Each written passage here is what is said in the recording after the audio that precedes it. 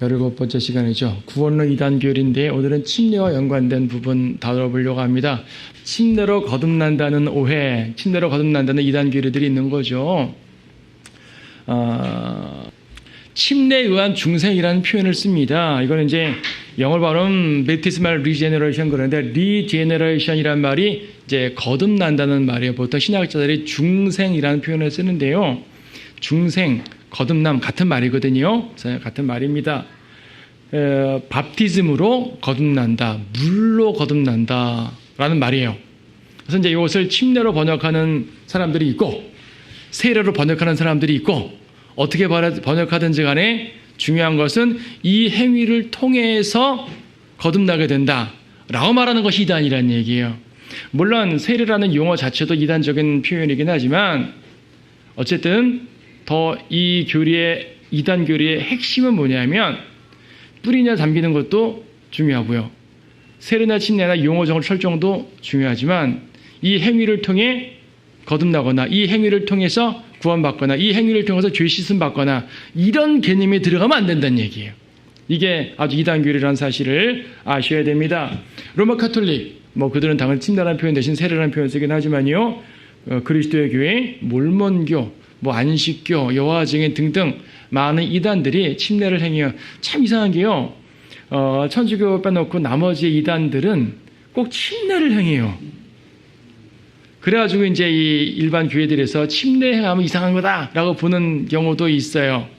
이단들이 주로 그러고요. 그리고요, 침례교라는 말도 이단들이 참 많이 써요. 장로교는 딱 정해져 있잖아요. 칼빈주의님이 있고 은사주의 딱 정해져 있잖아요. 감리교 정해져 있는데 사실 침례교는 정해져 있지 않아요. 교단 침례교도 있지만 독립 침례교도 있고요. 그런가 하면 귀신 쫓는 그 집단도 침례교회라고 이름 붙이고 있고요. 또 구원파도 자기들 침례교라고 표현하고 있고요. 다양한 교회들이 침례교라는 표현을 잘 써요. 근데 우리 진짜 침례교도들 말이에요. 침례라는 걸 강조하긴 하지만 침례교도들만큼 침례와 구원이 상관없다고 믿는 사람들이 없을 거예요. 침례교면은 침례로 구원받는다고 믿는 사람들 아니냐가 아니라 오히려 침례는 구원과 전혀 상관없다라고 믿는 사람들이 침례교예요. 근데 침례란 말을 써요. 이건 나중에 또 보겠지만 우리가 침례교라는 것은 물침례 자체를 강조하는 개념이 아니라 교회사적인 역사가 있어요. 반카톨릭이라는 말은 상징적 표현이 침례교라는 말이거든요. 이건 우리가 나중에 교회사를 또 강의할 계획이 있는데 교회사 강의할 때 좀 더 자세히 다룰 거예요. 자, 오늘은 이 교리에 대해서 살펴봅니다. 이런 많은 교회들이 침례라는 표현을 쓰든 세례라는 표현을 쓰든 결과적으로 그들이 침례라는 표현을 쓴다 하더라도 사실은 세례예요. 그들한테는. 물에 잠겨도 그들에겐 세례예요. 무슨 말씀인지 아세요? 여러분 한번 자주 말씀드렸죠? 세례라는 말과 침례라는 말은 잠긴다 뿌린다의 구분이 전혀 아닙니다. 침례라는 말은 물론 잠긴다는 말이지만 세례라는 말은 뿌린다는 개념이 아니에요. 절대로. 세례라는 말은 씻는다는 개념이에요. 씻을 세자잖아요. 뭘 씻어요? 죄를 씻는다는 말이거든요. 그래서 물에 잠기면서도 그들에게는 세례예요. 사실은. 그들은 세례의 개념을 하고 있는 거라고요. 그래서 이제 물로써 죄를 씻는다는 개념을 갖고 있는 모든 이단들인 거죠. 우리는 물로서는 죄를 씻을 수 없다는 걸 성경 말씀을 통해 확고히 믿는데 이들은 어떤 형태든지 간에 이 물이 죄사함과 직간접적으로 연관이 된다고 생각을 해요. 이런 이단들은 그런데 그럼 장로교, 감리교 같은 기존 소위 말해서 건전한 보수교단은 어떻습니까? 사실 일반 장로교회에서 물 세례로 죄 씻는다라고 직접 말하진 않아요. 그들의 공식 교리는 물로 죄 씻는 것이 아니에요. 그들의 공식 교리는 세례받아서 구원받는 거 아닙니다. 거기 목사님들한테 공식적 교리를 물어보세요. 세례로 구원받는 거 당연히 아니죠. 믿음으로 구원받죠. 라고 말합니다. 그런데 여러분 복음 전하다가 수많은 개신교인들 만나게 되면 구원받았어요. 저 세례받았어요. 이렇게 말하는 사람 되게 많죠. 그 세례를 받게 되면 구원받은 것도 간주해 줘요. 또 실제로 교회들에서. 그러니까 자기들 공식 교리가 세례가 거듭나는 거다라고 말하지는 않지만 현실적으로 거의 그런 식으로 설명을 많이 하고 그렇게 주입시키고 돼요. 그래서 우리가 이제 이 이단교리 그 행위 구원 다룰 때 세례로 구원받는다는 것도 행위 구원이라고 말했잖아요. 자, 행위 구원 요소입니다. 그래서요, 사람들은 세례라는 것을 기독교인이 된다 어떤 통과 의례, 의식이라고 생각하죠. 불교인이 되려면 뭔가를 또 이렇게 뭐 하잖아요. 의식하잖아요. 이슬람교 되려면 어떤 의식을 하잖아요. 천주교인 되려면은 처음부터 받아주는 것이 아니라 몇 가지 과정을 거쳐서 교육기간이 끝나면은 어떠한 과정을 거쳐 당신은 드디어 천주교인 됐습니다 하잖아요. 그래서 세례라는 것도 어떤 과정을 거쳐서 보통 일반 교회는 6개월 정도의 학습을 한다 그러잖아요. 학습 기간이 있고 그 기간 지나면은 문답을 통해 세례를 주게 되는데 이러한 과정을 거쳐서 기독교인이 되는 의식이라고 생각을 합니다. 아니에요. 기독교인이란 말은 우리가 그렇게 번역해서 그러지 사실 그리스도인이란 말이잖아요. 우리가 교인이란 말을 좋아하지 않아서 기독교인 말 쓰지 않지만 뭐 사실 크리스찬을 말하는 거니까 그리스도인이란 말이에요. 여러분 그리스도인이 되기 위한 의식이 있어요? 그리스도인이 되기 위한 어떤 의식이 있습니까? 예수 믿고 영접하면 그리스도인이 되는 거예요. 그죠? 그게 의식이에요? 영접 기도가 의식입니까? 아니잖아요. 때때로 영접 기도를 안 하고도 구원받을 수 있습니다. 그렇죠? 예. 예수 영접하는 게 중요한 거지 기도문이 중요한 게 아니잖아요. 그리스도인 되는 어떤 의식도 없어요. 근데 많은 경우에 있어서 기독교인이 되는 의식으로서 취급하기 때문에 이것이 이제 어떠한 그 구원받았다는 개념을 갖고 있는 거예요. 일반 교회들조차도. 교리로는 부정하지만 현실적으로 그렇게 생각을 하죠. 자, 왜 그렇게 합니까? 카톨릭은요, 우리가 이거는 카톨릭 다룰 때 몇 번 이제 그 카톨릭 세 번째 시간인가요? 설명드린 바가 있는 내용들이에요. 카톨릭 교회 교리서에서 그들의 공식 교리 책이잖아요. 세례 성사를 통해서 새로운 생명으로 태어난다 이런 말을 하죠. 그리고 세례를 통해서 죄에서 해방되어 하느님의 자녀로 다시 태어나며 그리스도의 지체가 되어 교회 안에서 한 몸을 이루어 그 사명에 참여하게 된다. 세례는 물로써 그리고 말씀으로써 다시 태어나는 성사다. 세례를 받아야지 다시 태어난다. 그러니까 세례를 받아야지 거듭난다 라는 말을 직접 하고 있는 거예요. 세례를 구원받는 의식으로 분명히 말하는 것이 로마 가톨릭입니다. 이건 뭐 우리가 앞에서 많이 이제 강조했으니까 가톨릭 얘기는 필요하면 이제 그 소급해서 영상 보시면 되겠고요. 이것도 그 이제 본 강좌 제사 강의 가톨릭 편 3번에서 했던 내용들인데 역사적으로 다시 한번 짚어볼 필요가 있을 것 같아요. AD 2세기까지는요 세례를 통해서 구원받는다는 개념이 명확한 교리가 아니었었어요. 초기에는 그랬었어요. 근데 저스틴 마트라고 보통 말하는 순교자 유스티노라는 사람이 뒤에는 물에 잠김으로써 중생한다라는 그러한 잘못된 교리를 퍼치기 시작했죠. 그리고 아우구스티누스, 우리가 보통 어거스틴, 성 어거스틴이라고 부르는 그 사람 말입니다. 이 사람은 행위구원자에다가 예정론자에다가 물세례주의자에다가 되게 짬뽕인 사람으로서 현재 로마 카톨릭 교리의 대부분을 집대성한 사람이 이 사람이에요. 이 사람은 AD 4세기, 5세기 사람인데 그래서 이제 로마 카톨릭 공식적 로마 카톨릭은 AD 4세기, 5세기 형성되는 거예요. 그전에는 교리가 점점 변질되었지만 로마 카톨릭으로 딱 확실하게 말하지 않았었죠. 어쨌든 이 사람이 개신교, 그러니까 카톨릭뿐 아니라 개신교에서도 성자로 취급하는 이 사람이 말입니다. 선택받아야 구원을 받는데 세례가 바로 그 선택을 결정한다는 이상한 논리를 폈어요. 아기가 태어나서 옛날엔 유아사망률이 높았으니까 아기가 죽으면은 지옥 간다. 근데 세례 받으면은 구원받는다.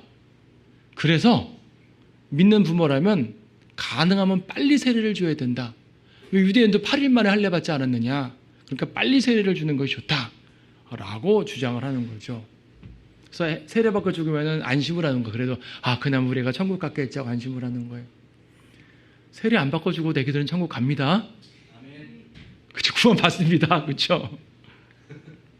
죄를 책임질 수 없는 나이잖아요, 애기들은요. 자, 이것도 그때 한번 자세히 강조드렸던 내용인데, 니케아 신경, 사도신경의 전신이에요. 사도신경의 전신 니케아 신경을 보게 되면 앞에서 삼위일체 얘기도 하고 예수님 신성 얘기도 쭉 한 다음에 뒷부분에서 죄를 씻는 유일한 세례를 믿으며 라고 표현을 합니다. 세례를 받으면 죄를 씻긴다고 그렇게 믿는 거예요. 이것이 가톨릭 공식 신조예요. 신경. 카르타고 공회 401년에 이것은 정통 교리로 확정을 했고요. 교회사 쪽으로. 멜라 공회에서는 유아세례를 믿지 않으면 저주받을지어다라고까지 저주까지 해버렸죠.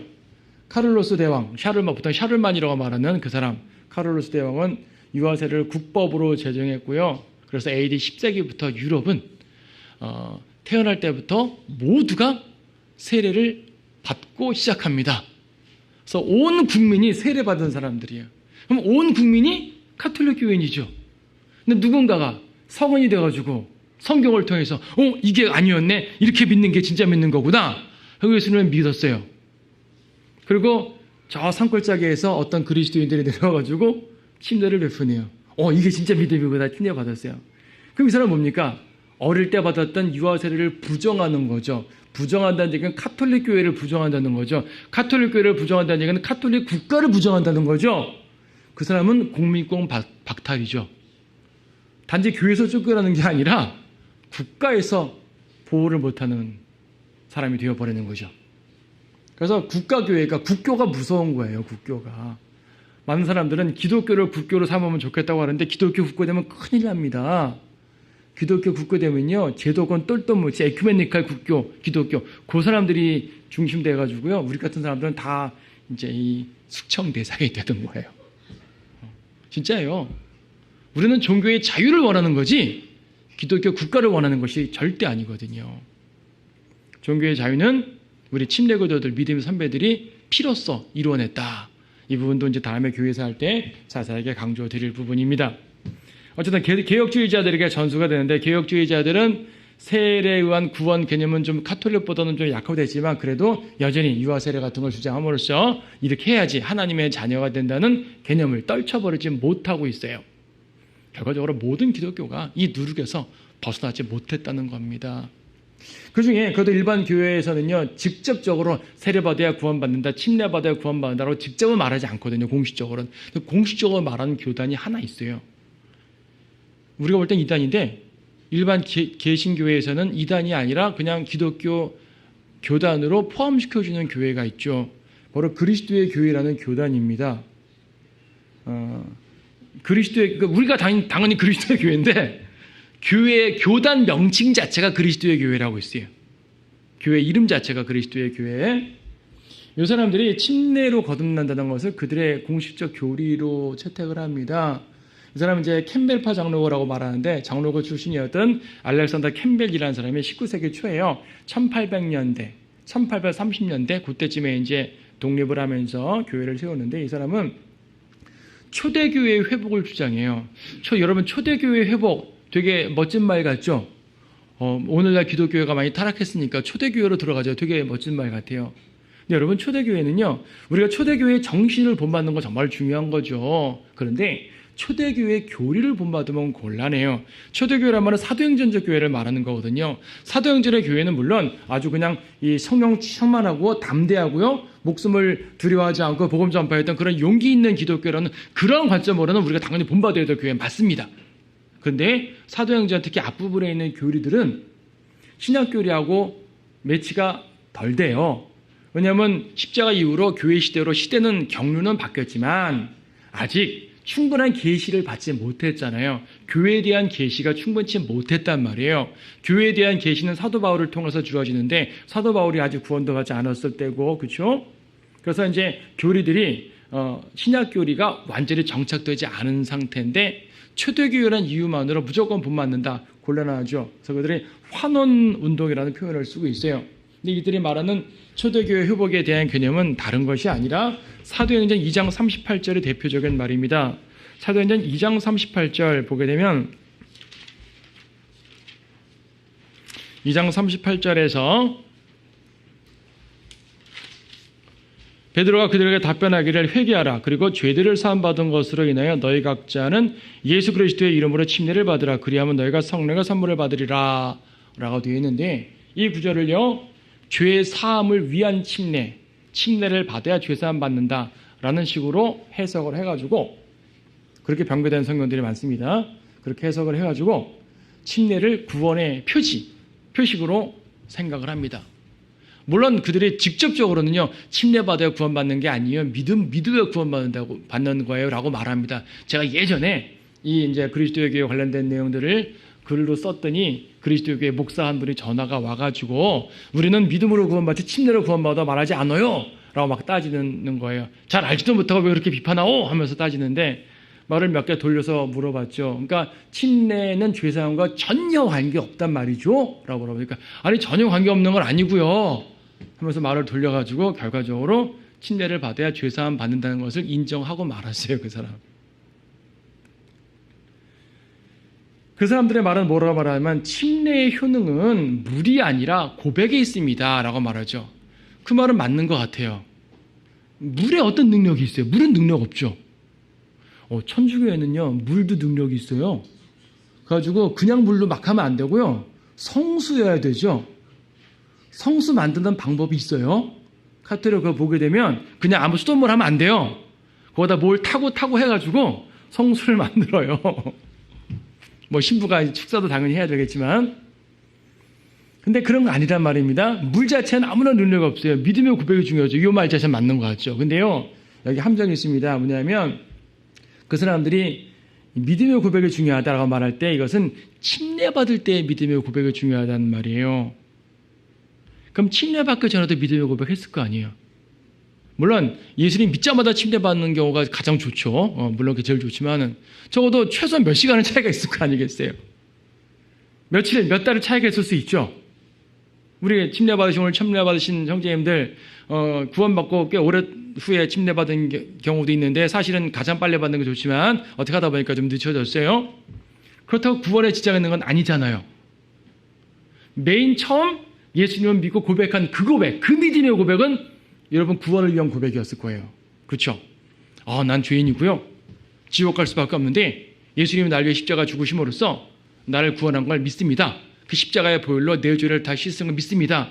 이 고백은, 이 최초의 고백은 여러분 구원받는 고백 맞죠? 근데 침례받을 때의 고백은 한참 후잖아요. 침례받을 때의 고백이 침례의 효능, 이 죄 씻음의 효능이 있다고 말한다면 그러면 앞에서 구원받고 침례받을 때까지는 다 뭐예요? 그때 죽으면 어떻게 된단 말이에요? 설명을 못해요. 그래서 그들은 뭐라 하면 처음 믿고 구원받을 때 처음 믿음과 침례까지는 하나의 과정이다.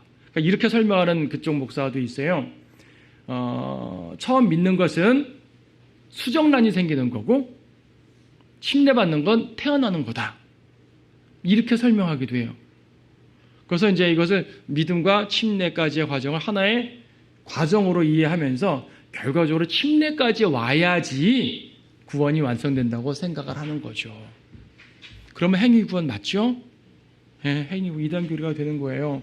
침례까지 가야 구원받는다고 생각합니다.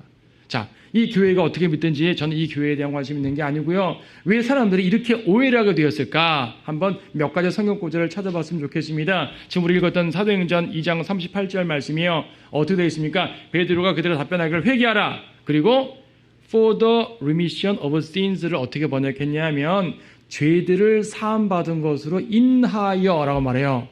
즉 죄사함을 인하여, 약간 풀어서 쓰긴 했지만 직역하면 죄사함을 인하여죠. 인하여라는 말은요, for라는 말은 위하여, 목적으로 쓸 수도 있고 인하여, 결과로도 쓸 수 있는 말이에요. 원래 for 자체가 그렇게 쓰여요. 그럼 여기서는 뭘까요? 죄사함을 위하여겠어요? 죄사함을 인하여겠어요? 죄사함 받은 것으로 인하여서 침례를 받는 거죠. 그러면 성령의 선물을 받아요. 물론 우리는 이제 침례를 안 받아도 성령의 선물을 받지만은 당신 교회에서 진짜 사도행전 2장 시대고 아직 구약적 신약적 과도기이기 때문에 침례를 통해서 이제 성령의 선물을 주시기도 했었습니다. 당시에는 어쨌든 침례 자체는 죄사함을 목적으로 하는 것이 아니에요. 성경적 진리는요, 죄사함을 받았기 때문에 침례받는 겁니다. 여러분 믿고 구원 받잖아요. 그럼 침례받는 거예요. 침례는 구원받은 것을 간증하는 거예요. 베드로전서 3장 21절에 있는 것처럼 우리가 구원받은 것에 대한 하나님을 향한 선한 양심의 응답이에요. 하나님과 성도들 향해서 간증하는 거예요. 행위로 간증하죠. 물론 말로 간증할 수도 있지만 행위로 간증하는 거예요. 죄사함을 위해 받는 게 아니라는 얘기죠. 자, 개혁성경이 어떻게 되어 있냐면요. 개혁성경과 개혁개정에는 둘 다 세례를 받고 죄사함을 받으라 이렇게 되어 있어요. 세례를 통해 죄사함. 그러니까 이 for를 위하여로 인식을 한 거죠. 그렇죠. 죄사함을 위하여 세례를 받으라라는 말을 이제 도치해가지고 세례를 받고 죄사함 받으라. 그러니까 같은 말이에요. for를 위하여로 본 거예요. 그리고 성령을 선물로 받으라라고 했어요. 개혁 한글판에는. 그러니까 세례를 받으면 죄사함도 받고 성령님도 임하게 된다는 얘기예요. 세례 받아야 성령을 받는 거란 얘기죠. 근데 개혁 개정판에는 그래도 성령의 선물을 받으리라고 바꿨어요. 성령의 선물. 그러니까 성령님 자체는 우리가 구원받을 때 오시는 거고, 구원받은 이후에 성령께서 여러 가지 은사를, 선물이란 말은 은사, 기프트, 은사를 말하니까 여러 가지 은사는 그 위에 줄 수가 있잖아요. 그렇죠? 성령의 선물이 맞는 거죠. 근데요, 놀랍게도 흠정역판에 침례를 받아 죄들의 사면을 얻으라고 되어 있더라고요. 킹제임스 성경을 쓴다고 하는 이 성경인데도 침례를 받아 죄들의 사면을 얻으라. 그러니까 죄 사면을 위해서 죄 사면을 위해서 침례를 받으라는 말이 드는 거잖아요. 안 되죠. 왜 이렇게 번역을 하셨을까요, 그분이? 게다가 거기는 성령님을 선물로 받는다고까지 번역을 해버렸는데요. 흠정역에서는 오히려 개혁 개정판은 고쳤는데 흠정역에서는 개혁 한글판처럼 되어 있어요. 물론 아무리 때가 과도교적이고 교회 시대가 완벽하게 시작되지 않았다고 말한다 할지라도, 경륜적으로 과도교를 할지라도 세례를 받아야지 죄사함 받고 구원받고 성령님이 오신다. 이거는 교리적으로 말이 되질 않아요. 구원을 받고 침례를 받는 거죠. 물론 예수님께서 죽기 전에 요한이 침례 주던 시대, 요한의 침례는 개념 자체가 다르니까 그거는 별도로 줍니다. 이건 지금 교회의 침례를 말하는 거예요. 교회의 침례. 그래서 이것은 성경 구절에 대한 오해다. 죄사함 받은 것으로 인해 침례 받는 건데 이렇게 변개시키면서까지 침례 혹은 세례를 받아야 죄사함 받을 수 있다라고 말하는 것은 이단 교리가 침투된 것으로서 매우 주의해야 됩니다. 자, 또 다른 성경 구절 마가복음 16장 16절 말씀 보세요. 마가복음 16장 16절 말씀 보시게 되면 거기 인용되어 있는 거 보셔도 돼요.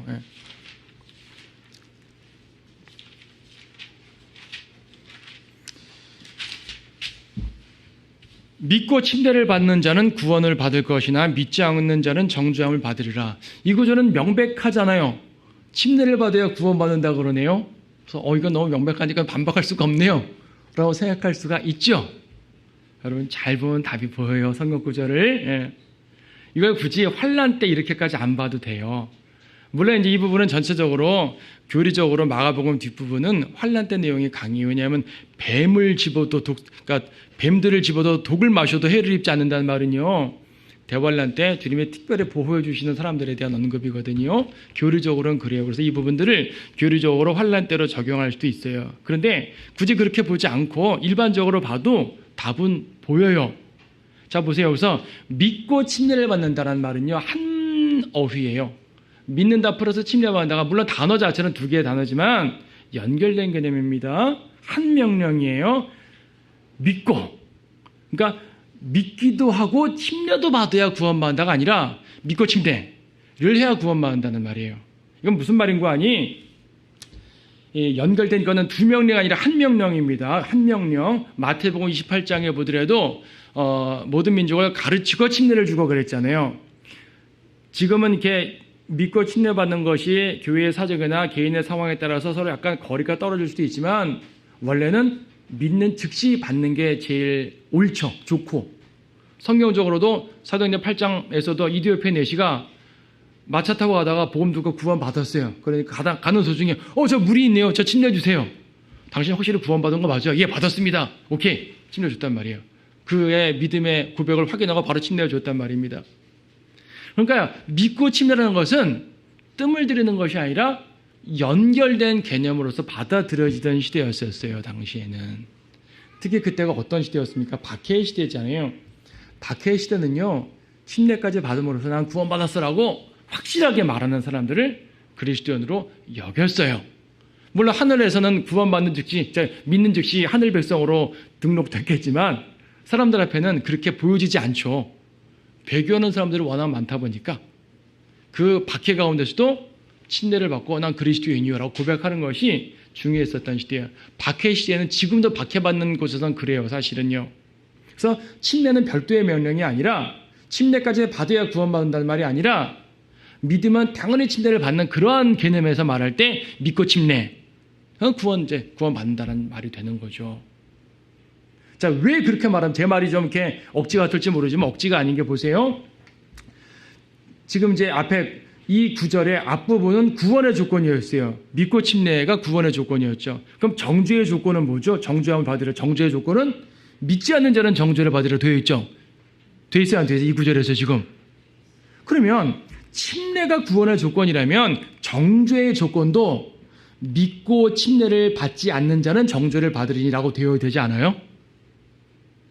그렇잖아요. 근데 뒤에서 뭐라고 되어 있어요? 믿지 않는 자는 정죄를 받는다고 되어 있어요. 이건 믿으면 구원받는다는 말이에요. 다만 믿게 되면 당연히 침례를 받아야 되라는 그 당위성에 대한 말입니다. 구원 자체에 대한 명령은 침례가 아니라 믿음의 포인트가 있는 거고요. 그거는 요거줄의 뒷부분인 어떤 사람의 정죄함을 받는다? 침례받지 않은 사람이 정죄함 받는 것이 아니라 믿지 않는 사람들이 정죄함 받는다라는 말을 통해서 확인할 수가 있죠. 자, 논리가 분명하죠? 분명합니다. 마가복음 16장 16절을 이렇게 확실하게 보게 되면 전혀 문제가 안 되는데 이것을 오해함으로써 침례를 받아야 구원받고 침례받지 않으면 구원받지 못하고 침례받지 않으면 정죄함 받으려고 말해야죠. 그렇게 안 되었단 말입니다. 성경 말씀은 하나님 말씀은 무엇을 강조하는지를 분명히 보셔야 돼요. 자, 다음 구절 볼게요. 요한복음 3장 5절 말씀. 여러분 잘 아는 말씀이죠. 거듭남에 관한 말씀. 요한복음 3장 3절과 5절 두 군데 나오는데 3절에서는 거듭나지 아니하면 하나님 나라 볼 수 없다. 거듭난다는 표현, born again이라는 표현이 쓰여 있고요. 5절에서는 거듭남이라는 표현 대신 물과 성령으로 태어나지 아니하면 하나님 나라에 들어갈 수 없다고 표현을 하고 있습니다. 왜 5절에서 물과 성령으로 거듭나지 아니하면이라고 쓰지 않고 물과 성령으로 태어나지 아니하면이라고 썼을까요? 물과 성령으로 물로 거듭나는 게 아니니까. 물과 성령으로 거듭나지 아니하면 이라고 써있게 되면 물로도 거듭난다는 말이 되잖아요. 근데 성경은 세밀하게, 주님께서 세밀하게 영감을 주신 거예요. 물과 성령으로 태어나지 아니하면 안 된다. 그것을 3절에서는 그냥 물 성령이라는 말 없어요. 그냥 거듭나지 아니하면으로 됐어요. 무슨 말이에요? 자, 거듭났다는 말은 born again이잖아요. born again. again이 다시. 거듭이라는 말이죠. born again. 거듭남. 그렇죠. 그러니까 뭡니까? 두 번 나는 것이 거듭남인데 3절에서는 거듭남이라는 표현을 했고 그 두 번의 태어남을 5절은 분리시켜 설명해 주는 거예요.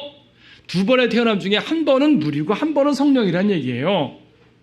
물로 태어난 사람이 한 번 더 태어나는 것이 둘째 출생이잖아요. 물로 첫째 출생한 사람이 성령으로 한 번 더 출생해라. 두 번째 출생해라. 이게 거듭남이에요. 그러므로 거듭남은 물로 나는 것이 아니라 성령으로 나는 거예요. 물, 성령 중에 물은 첫 번째 출생을 말하고 성령은 두 번째 출생을 말하는 거죠. 첫 번째 출생. 그럼 물은 육신적 출생이죠. 여러분이 어머니 뱃속에서 태어난 것이 전부 다 물로 태어난 거예요. 물로 태어났다 설명하기 위해서 인간의 몸은 70%가 물이다. 어머니의 뱃에서 양수에서 나왔다. 물속에 나왔다. 이렇게 표현하기도 하는데 그것도 좋은 설명이 되긴 해요. 하지만 그거는 그냥 설명하는 거고 이 교리를 정확하게 말하는 교리는 6절에 있어요. 문맥에, 성경은 문맥에 답이 있습니다. 문맥에 답이 있어요. 5절에서 물과 성령을 말했는데 대조시켰는데 6절은 육과 성령을 대조시켰죠. 육신으로 난 것은 육이요 성령으로 난 것은 영이니라. 육과 영을 대조시켰습니다. 1:1 대응해 보세요. 성령은 그대로 성령이고요. 그럼 1대1 대응해서 물이 뭐죠? 육이죠. 자, 대응관계가 분명히 보이죠? 이게 성경적 논리라는 거예요. 여러분, 성경을 해석할 때 첫째가 문맥적 해석이에요. 우리가 문자적 해석을 하는데 문자적 해석의 첫째가 문맥이고요. 두 번째가 어휘의 중요성이에요. 어떤 분들은 어휘의 단어의 중요성을 먼저 강조하고 문맥을 뒤로 놓는데 그렇지는 않아요. 문맥을 무시하고 단어만 갖고 이제 짜집게 해가지고 교리 만드는 이단들 많죠. 단어와 같으면 무조건 나무 하면 나무끼리 다 갖다 붙이잖아요. 신천지에서. 문맥을 전혀 고려하지 않고요. 그렇죠?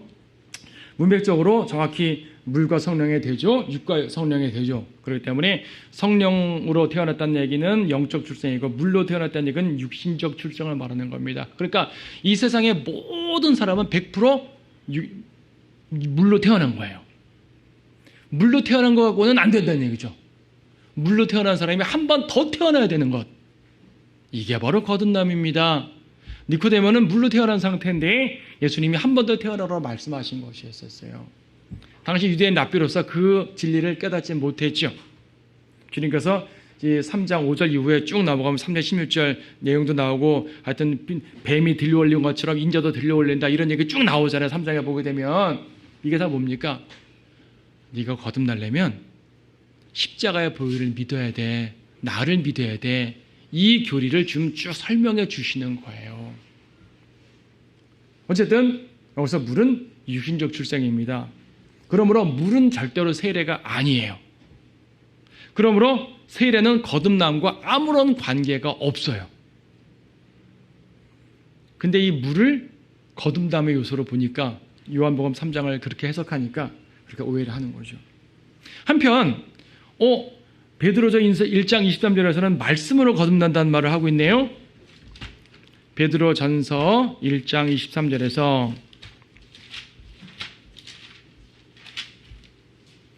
너희가 거듭난 것은 썩어질 씨로 된 것이 아니라 썩지 아니할 씨로 된 것이니 살아있고 영원히 거하는 하나님의 말씀으로 되었느니라 라고 되어 있죠. 거듭남이란 말이 나오고요. 말씀으로 거듭난다 그러는데 마치 에베소서 5장에 보니까 물을 또 말씀이라고 그러네요. 물로 씻긴다 그러잖아요. 말씀으로 씻긴다 그러잖아요. 그렇죠? 말씀의 물로 씻긴다고 에베소서 5장에서 말씀하시잖아요. 그러니까 이렇게 세 구절을 연결시키고 보니까 여기서 물은 말씀이구나. 말씀과 성령으로 거듭난다. 교리적으로도 틀려 보이지 않네요. 당연히 우리 말씀으로 거듭나는 거고 성령으로 거듭나는 거 맞으니까 교리적으로도 맞아 보여요. 그래가지고 이 물을 말씀으로 이제 이해를 하는 사람들이 많아요. 근데 아니에요. 에베소서 5장에서의 물은 말씀의 물이지만 여기서 물은 말씀의 물 아니에요. 베드로전서에서 말씀으로 거듭난다 그러니까 오해라는 건데 잘 보면 달라요. 말씀도 거듭나게 하는 거고 성령도 거듭나게 하는 건 맞아요. 근데요, 말씀으로 거듭난다는 말은 by the word of God이에요. 말씀에 의하여 거듭난다는 말이거든요. 무슨 말인 거 아니? 말씀을 통해, 즉 우리가 거듭날 때 말씀이 거듭나게 하는 도구가 되는 거죠. 우리가 말씀을 읽고 구원받은 게 거듭나는 거니까 말씀은 우리를 거듭나게 하는 도구예요. 성령은 도구가 아니에요. 우리를 거듭나게 하는 도구가 아니라 성령으로 거듭났다는 얘기는 영적인 새로운 출생 자체를 말하는 거예요. 본질적 변화, of the Spirit이라고 되어 있어요. 성령으로 거듭난다는 것은 of the Spirit, 그러니까 성령에 의한, 그러니까 성령에 의한 본질적 변화 자체를 말하는 거예요. 구원받을 때 죽었던 영이 살아나죠. 여러분 죽었던 영이 살아나요. 본질적으로 새 사람이 되어버렸어요. 그래서 성령으로 거듭난다는 말은 성령의 도구가 되어서 거듭나간다는 개념이 아니라 우리의 본질적 변화를 말하는 것이고, 말씀에 의해 거듭난다는 말은 말씀이 도구가 되어서 우리가 거듭나게 하는 도구가 된단 말이에요. 말씀을 읽고 묵상하고 믿을 때, 그러니까 말씀을 믿을 때 거듭나게 되니까. 자, 개념이 다르죠? 같은 거듭남이라도 개념 자체가 다른 거예요. 그래서 말씀으로 거듭난다는 말 자체가 틀렸다는 말이 아니라 요한복음 3장에서의 물이 말씀인 건 아니라는 말이죠. 요한복음 3장에서의 물은 말씀이 아니라 육신적 출생을 말하는 거예요. 명확한 교리로 이해를 하셔야 돼요. 그렇지 않으면 아까 천주교에서 교리문답처럼 세례를 받을 때 말씀으로 성령으로 거듭나게 된다라고 말하게 되죠. 그들도 말씀으로라는 표현을 쓰고 있어요. 천주교인들도 물을 말씀으로 해석을 한 거죠. 침례받을 때, 세례받을 때 거듭나게 된다. 전혀 아닙니다. 그래서 이것은 육신적 출생이라는 것을 문맥적으로 분명히 알아야지 해답이 됩니다. 하나만 더 보죠. 로마서 6장 3절 4절 말씀. 오늘 침례받으신 분들은 이 구절이 그들의 구원받았기 때문에 침례받았단 말 하는 부분인데 3절 예수 그리스도 안으로 침례받은 우리가 그의 죽으심 안으로 침례받은 것을 알지 못하느냐. 4절 그러므로 우리가 죽음 안으로 침례를 받아 그와 함께 장사되었으니 이는 아버지의 영광으로 인하여 그리스도께서 죽은 자들로부터 일으켜 주심과 같이 우리도 또한 생명의 새로움 가운데서 행하게 하려 함이니라 되어 있습니다. 자, 그리스도 안으로 침례받았대요. 그리스도 안으로 침례. 그리스도 안으로 침례받았다는 말을 다른 말로 영적 침례라 그래요. 왜냐면 그리스도 안으로 들어간 거 눈에 보입니까? 안 보이죠. 물 침례 눈에 보여요. 아까 다 보셨잖아요. 근데 영적 침례는 눈에 안 보이죠. 이건 영적 현상입니다. 눈에 보이지 않아요. 이때 난 그리스도의 몸 안으로 쑥 들어간 거예요. 이걸 다른 말로 성령 침례라 말하죠. 예수님께서 그러니까 이제 침례 요한이 자기는 물로 침례를 주지만 내 뒤에 오실 분은 성령으로 또 불로 침례 주리라고 말씀하셨을 때, 그렇게 말했을 때 성령 침례를 예고했습니다. 예수님은 성령으로 침례를 주시는 분이에요. 그래서 그리스도 안으로 침례받았다는 말을 다른 표현으로 영적 침례, 성령 침례라고 부를 수 있어요. 똑같은 표현이 갈라디아서 3장 27절에 그리스도 안으로 침례라는 말이 나옵니다. 자, 침례라는 가장 기본 뜻이 뭐라 그랬어요? 잠긴다. 물 침례는 물에 잠기는 거. 영적 침례는 그리스도의 몸으로 잠기는 거. 그리스도의 몸으로 푹 잠겨가지고 그리스도의 몸이 되어버렸어요. 여러분은 더 이상 그리스도의 몸에서 빠져나올 수가 없어요. 몸에 묻은 때는 벗겨버릴 수가 있지만 몸에 포함된 거는 잘라버릴 수가 없잖아요. 그렇죠? 그래서 이것을 그리스도 안으로 잠기는 것, 그리스도의 몸이 되었다는 것, 다른 표현으로 보통 기독교적 용어로 그리스도와 연합했다라는 표현을 씁니다. 그래서 여러분 그리스도와 함께 죽고 묻히고 부활했다 말했는데 물침례 받을 때 죽고 묻히고 부활한 게 아니죠. 이미 죽고 부활했어요. 여러분들은 구원 받을 때 이것을 물침례로 표현하는 거죠. 그래서 저도 아까 말할 때 누구 형제님은 예수님과 함께 죽고 묻히고 부활했음을 이제 공표합니다라고 말하는 거지, 죽고 누구 형제님은 이제 예수님과 함께 죽고 묻히고 부활합니다라고 말하면 안 되는 거예요. 어떤 목사님들은 이제 일부러 그런 게 아니라 말의 표현이 실수죠. 부활합니다, 부활했습니다라고 말하는데 지금 부활한 건 아니잖아요. 부활은 이미 했죠. 그 사실을 이게 모형적 표현으로 보여주는 거란 말입니다. 언제 그리스도와 언제 연합했어요? 구원받을 당시에. 그러니까요, 여러분은 십자가에 죽은 적이 없어요. 여러분은 무덤에서 부활한 적이 없어요. 이거는 예수님이 하신 거였었어요. 예수님의 경험과 내 경험은 다른 경험이었다고요. 그런데 내가 예수님 몸에 들어가서 한 몸이 되었단 말입니다. 한 몸이 되었으니까 예수님의 죽으심이 내 죽으심으로 경험이 되는, 내 경험이 되는 거예요. 예수님의 부활이 내 부활이 되는 거라고. 같은 몸이니까. 내가 그분의 몸이 아니었을 때는 예수님의 죽으심 남의 죽으심, 예수님 부활 남의 부활인데 그분의 몸이 되니까 그 부활, 그 죽음 내 부활이 내 죽음이고 그 부활 내 부활이 되는 거예요. 그리스도와 연합한 거죠. 하나가 된 거죠. 그리스도의 몸이 되었다는 의미로서. 그렇죠. 그래서 이거는 로마서 6장은 영적 침례지 물 침례를 말하는 것이 아닙니다. 그런데요, 그렇게 가르치는 목사님이 있어요. 정말 그 개신교의 유명한 어느 정말 장로교 목사님인데 로마서 6장 강의하는 걸 제가 잠깐 들었어요. 들었더니 그렇게 말하더라고요. 세례를 받을 때 여러분은 그리스도와 함께 죽고 묻히고 부활합니다라고 강의를 하더라고요. 물세례를 받을 때, 세례를 받을 때 여러분은 그리스도와 함께 죽고 묻히고 부활합니다라고 그렇게 말 한번 실수한 게 아니라 계속 그 말을 하는 걸 보니 그건 저분의 교리예요. 저분의 교리예요. 장로교 목사님이고요. 이름만 되면 다 아는 이제 교회. 그러니까 장로교인들의 기본 그 생각이 있다는 얘기죠. 로마서 6장은 절대 물침례가 아닙니다. 여기 물이라는 단어는 한 번도 나오질 않아요. 영적 침례고요. 이렇게 구원받은 사람이 물 침례로 간증을 하는 거예요. 단지. 그렇죠? 물 침례 받을 때 그리스도의 연합하는 게 아니다. 자, 그러면 성경적 신학 침례 어떤 것입니까? 베드로전서 3장 21절 말씀이죠. 물은 예수 그리스도의 부활하심으로 인하여 이제 우리를 구원하는 모형이니, 모형, 그림자예요. 물은 모형일 뿐입니다. 구약 같은 경우는 모형이 먼저고 실체가 뒤에 나오는데, 이 경우는 실체가 먼저 있고 그 모형적 행동을 하는 거예요. 우리가 모형. 곧 침례라. 물은 모형적인, 그러니까 물 침례는 모형적인 거란 얘기죠. 이것은 육체의 더러움을 제거하는 것이 아니라 하나님을 향한 선한 양심의 응답이라. 이미 구원받았으니까 선한 양심으로 응답하고 간증하는 거예요. 첫째는 하나님께요, 성도들에게도 간증을 하게 되는 것이죠. 그러니까요, 물 침례는 성령 침례에 대한 모형이에요. 성령 침례를 이미 받은 성도, 즉 구원받은 성도가 모형적 행동, 즉 상징적 행동으로 간증하는 거죠. 말로 간증할 수도 있지만 이제 이렇게 행실로 간증을 하는 겁니다. 모형으로. 분명히 본문에 답이 있잖아요. 육체의 더러움을 제거하는 것이 아니라고, 죄를 씻는 것이 아니라고 분명히 말하잖아요. 근데 왜 씻을 세자를 자꾸 쓰냐고요. 왜 자꾸. 세례는 물 뿌린다는 개념이 전혀 아니라니까요. 세례는 씻는다는 개념이에요. 세례라는 말 자체가 이단교리예요. 물 뿌리는 거는 잘못된 행위지, 물 뿌린다는 것 자체만 갖고 이단이라고 막 정죄할 필요 없어요. 그건 그들이 잘 모르니까 가르쳐주면 되고요. 설명해주면 돼요. 그리고 물 뿌린다고 지옥 가는 건 아니잖아요.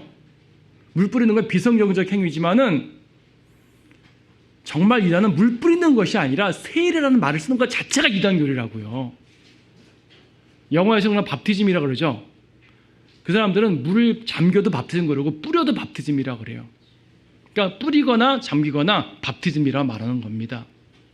근데 그것을 우리나라에서는 왜 하필이면은 세례라는 말을 썼냐고요. 뿌리고 잠기는 걸 나누는 것까지는 어떻게 용납하면 안 되지만 어쨌든 100번 양보하겠는데 왜 하필 세례라는 말을 썼냐고요. 천주교의 영향이에요. 카톨릭이 우리나라 개신교보다 100년 먼저 들어왔잖아요. 이 사람들이 확고하게 죄 씻는 의식으로 믿고 가져온 것이 용어화됐어요. 용어화가 됐다 보니까 개신교 성경을 번역하다가도 몇몇 용어는 그대로 가져오는 거죠. 물론 잘못된 교리도 배워왔겠지만. 이 엄청난 오류입니다. 절대로 세례란 말은 쓰면 안 되는 거예요. 이 자체가 이단교리인 거예요. 마태복음 28장 19절 보게 되면 그러므로 너희는 가서 모든 민족들을 가르치고 아버지와 아들과 성령의 이름으로 침례를 주고라고 말합니다. 자, 이래서 이제 침례를 받을 때 아버지와 아들과 성령의 이름을 말하는 거. 저도 아까 아버지와 아들과 성령의 이름으로라고 말했죠. 근데 간혹 예수 그리스도의 이름으로 침례를 줘야 된다고 주장하는 분들이 있어요. 그런데 사도행전 아까 우리 읽었던 2장 38절도 예수 그리스도의 이름으로 침례받는다라고 말하고 있고, 사도행전 8장 16절도 예수 그리스도의 이름으로, 주 예수 그리스도의 이름으로 침례받는다고 말하고 있어요. 그래서 침례는 예수님의 이름으로 받아야 되는 것이다 라고 주장하는 분들이 종종 있는데, 여기에 사도행전 2장과 8장은요 유대인을 대상으로 하는 말입니다. 8장은 사마리아인이지만 사마리아인도 큰 틀에서는 유대인이니까, 이스라엘 사람들이니까. 유대인들은요 예수님, 그들의 메시아 예수님을 거절했잖아요. 거기에 대한 책임이 있는 거예요. 그래서 같은 교회 시대라 하더라도 유대인을 대상으로 한 침례에 대해서는 예수 그리스도의 이름, 주 예수의 이름으로 침례를 준다고 보통 사도행전에 따르면 그렇게 되어 있어요. 근데 마태복음 28장 19절은 유대인에 대한 거예요, 이방인에 대한 거예요. 모든 민족들이라고 써 있죠. 모든 민족들은 유대인일까요, 이방인일까요? 이방인이죠. 민족들, 네이션즈, 복수니까요. 유대인은 복수가 아니잖아요. 단 한 민족이잖아요. 복수로 썼다는 얘기는 이방인을 말하는 겁니다. 성경에서 민족들 하게 되면 이방인이라고 이해를 하시면 돼요. 그래서 이방인들에게 할 때는요 삼위일체가 나옵니다. 이것도 이제 개혁성에 변이게 된 게 뭐냐면 사도행전 10장, 사도행전 10장에 보게 되면 코넬료, 여러분 코넬료는 백부장입니다. 코넬료 유대인이에요, 이방인이에요? 백부장이니까 로마인, 이방인이죠. 근데 코넬료가 구원받고 나서 어디에요? 48절. 주의 이름으로 침례를 받으러 그들에게 명하더라. 주의 이름으로 침례를 받았네요. 이방인인데. 근데요, 개역 성경에는요, 이것을 주 예수의 이름으로라고 바꿔져 있어요. 개역 성경에는. 그쵸? 주 예수 혹은 예수 그리스도 어떻게 돼 있어요? 주 예수 그리스도 돼. 그러니까 이제 개역 성경에서 이것을 주 예수 그리스도로 침례받는 것으로 바꿔버리니까 이방인에게도 예수님의 이름으로 침례가 되는 거죠. 근데 원래 성경에는 이것은 그냥 주의 이름으로만 되어 있는 거예요. 근데 주 하게 되면 아버지도 주고 아들도 주고 성령도 주잖아요. 그래서 그냥 주의 이름 하게 되면 삼위일체가 포함되는 말이지만 주 예수 그리스도 하게 되면은 한 분만 가리키는 거죠. 예수님만 가리키는 말이잖아요. 아버지에게 주 예수 그리스도란 말 안 하죠. 성령님에게 주 예수 그리스도 말 안 하죠. 물론 가끔 그렇게 말하는 이단들도 있어요. 근데 일반적으로는 그렇게 안 하잖아요. 그렇죠? 그래서 이것은 변교단 성경 때문에 오해가 되는 것이고 올바른 성경에 따르면은 이제 이방인에게는 삼위일체 하나님, 유대인에게는 예수 그리스도 이 부분이 좀 다르다는 것을 알 수가 있습니다. 그래서 이제 사도행 10장 48절 인용된 요 말씀이요. 주의 이름 이것은 곧 이제 삼위일체 하나님 모두에 포함될 수 있으니까 이렇게 표현할 수가 있습니다. 우리는 침례 줄 때 좀 더 명확하게 하기 위해서 마태복음에 따라서 아버지, 아들, 성령이라고 명확한 표현을 씁니다. 어떤 분들은 아버지, 아들, 성령의 이름으로 하니까 3번 잠그는 교단도 있대요. 미국에는 아버지 이름으로, 아들의 이름으로. 그럴 필요 없을 것 같아요. 그렇죠? 그건 아닌 것 같아요. 그거 가지고 이단이라 말할 필요는 없지만 어떤 교회는 침대를 앞으로 넘어져야 된다, 뒤로 넘어져야 된다, 그냥 앉아 때려내야 된다. 그것도 논쟁할 필요가 없죠. 그게 무슨 논쟁거리가 돼요? 어떻게 하면 뭔 상관이에요? 우리가 이런 통에 있으니까 눕는 거죠. 만약에 이렇게 그 길쭉한 통에 있으면은 앉아 때려놔도 되겠죠. 그 자체가 잘못된 건 아닙니다. 그렇죠? 물에 잠겼다 나오는 게 중요한 것이지 앞으로 넘어지든 뒤로 넘어지든 뭐가 중요하겠어요. 자, 몇 가지 논점만 살피고 넘어갑니다. 물침례는 기독교인이 되는 의식인가? 이것도 이제 서두에 말했죠. 아니다. 믿을 때 이미 그리스도인이 되었기 때문에 어떤 의식과 그 종교 의식으로 취급하지 말라 설명드렸고요. 그래서 이제 두 번째, 물침례는 지역교회의 회원이 되는 조건인가? 실제로 많은 교회에서 그렇게 가르칠 거예요. 이건 이단 교리는 아니고요. 잘못 가르치는 부분인데 이렇게 말하죠. 성령 침례가 그리스도의 몸으로 들어가는 조건인 것처럼 물침례는 지역교회 안으로 들어가는 조건이다라고 말해요. 그렇게 가르치는 교회들이 꽤 많아요. 그런데 엄밀히 말하면 아니에요. 그럼 침례받지 못하면 지역교회 회원이 아니고 지역교회에서 아무것도 교지도 못하고 그냥 예배만 딱 들고 도망가야 되는 그런 사람인가요? 아니잖아요. 침례를 받지 않아도 지역교회 회원이 될 수가 있어요. 그러니까 침례를 받지 않으면, 물침례 받지 않으면 지역교회 회원 될 수 없다는 것은 지역교회 회원이라는 것을 어떤 공식적 어떤 틀에 짜서 그러는 거예요. 틀을 딱 만들어서 요로 하면 우리 교회 회원이고 요로 하지 않으면 우리 교회 회원 아닙니다. 사실 칼같이 나눌 수가 있나요? 고린도 교회, 에베소 교회, 당시에 뭐 갈라디아 교회들, 이런 교회들이 딱 어떤 기준을 가지고 당신은 이거 통과했으니까 우리 교회 회원, 아니면 당신 우리 교회 회원 아니요, 그냥 예배만 참석하고 가시오, 그런 건가요? 아니잖아요. 성경적 근거 없기 때문에 이렇게 말하면 안 됩니다. 다만 이럴 수는 있죠. 침례는 구원받은 성도에게 요구되는 순종이잖아요. 이 순종을 하지 않으면 지역교회 내에서 어떤 공적 사역을 맡을 때 간증이 안 되죠. 침례받지 않은 사람이 집사님이 될 수는 없잖아요. 침례받지 않은 사람이 목사가 되어 설교를 할 수는 없는 거잖아요. 누구나 침례받지 않아도 구원받은 거 확실하고 말씀 안에 진리 안에 있으면 거리 설교할 수 있고 복음 전할 수 있고 다 할 수 있어요. 친교할 수 있고요. 그러나 공적 사역을 맡을 수는 없잖아요. 이것은 중요한 순종이고 교회 내에서 간증을 유지해야 되는 부분이기 때문에 이런 의미로는 침례가 필수다. 물론 당연히 예수님 명령이니까 필수인 거 맞지만 현실적으로도, 하지만 지역교회 회원이 된다는 개념은 좀 많이 나갔다.